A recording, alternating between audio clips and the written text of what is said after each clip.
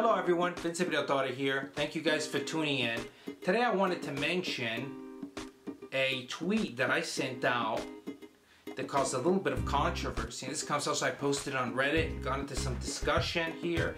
And I just wanted, it's not going to be a long video. Okay, so this is the, this is the video. It's a kindly reserve this bay for female drivers. This is the city of Perth in Australia.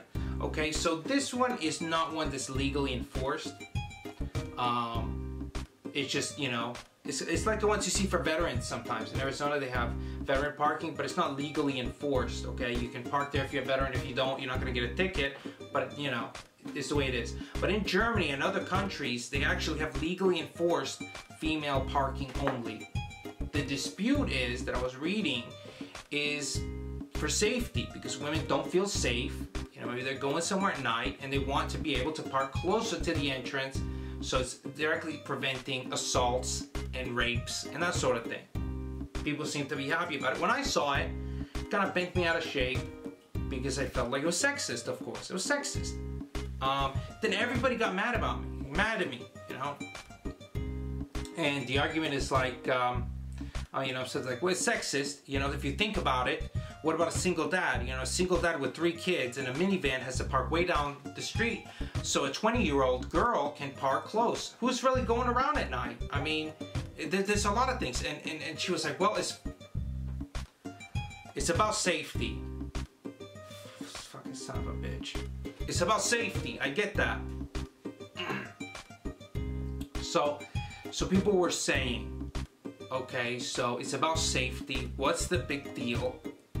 Why do you care so much? It's like, well, I care in the sense that it's just, well, it's unjust. It's, you know, if we're about equality, you know, let's just point it out. I'm not making a big fuss about it, but people really pushed back and like, well, what, you don't want women to be safe? What is the matter with you? And I'm like, well, technically speaking, let's be honest here.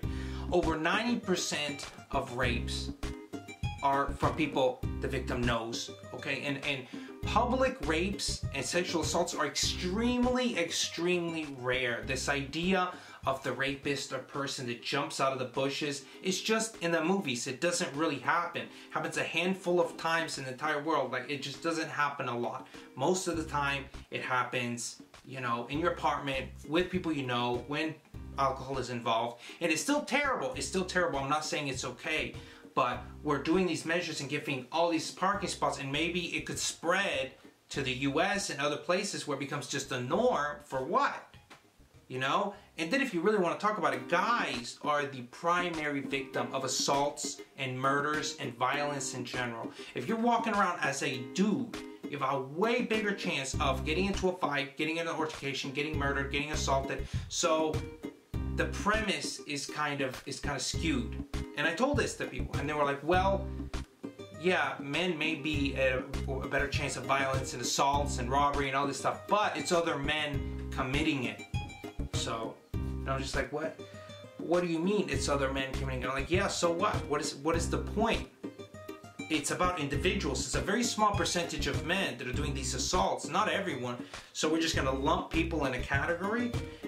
If you think about it, you know, most of the murders and robberies and violence that happens against African Americans are also committed by African Americans. Why? Because they cluster. It's communities. This can be said of any ethnicity, of any particular group that lives together. They're going to be, you know, more susceptible to crime. But that doesn't mean we ignore it. That doesn't mean we say, oh, it doesn't matter because that's, you know, black on black crime. That's guys, men on men crime. No, so it doesn't mean anything. So the point is, what's the point of having this specific parking? You can't really argue it's sexist. And I'm not arguing that it's not going to help women. Of course it helps. You give them parking, affirmative action helps women. Any type of law that helps discriminate against men and favor women helps women, of course. But the point is that we have to get to a point where we say, is it okay? Should we do it? What's next if we accept this? We should be fair.